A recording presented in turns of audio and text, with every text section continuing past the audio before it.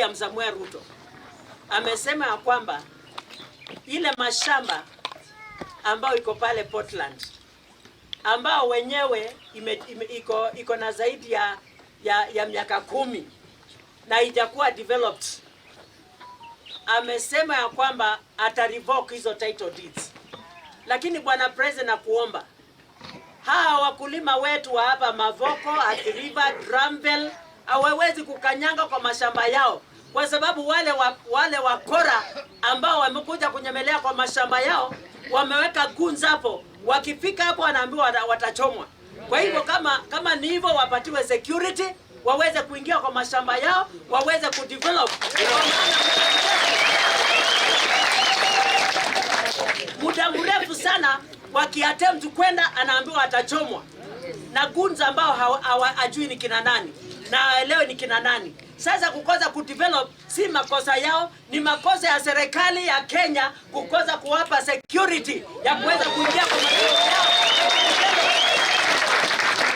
Na tunasema watu wetu wapatiwe security, waingie kwa mashamba yao. Wakamba si watu wavivu, Wakamba ni watu ambao wanafanya kazi na walitafuta hiyo mali, kwa maana wako wavivu.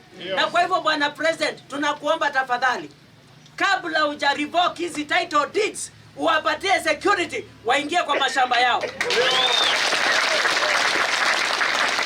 Kwa maana sasa tunapeleka security wetu Haiti, lakini hapa Kenya, hapa Ukambani, hapa Athi River, kuna watu hawezi kukanyanga mashamba yao kwa maana hakuna security.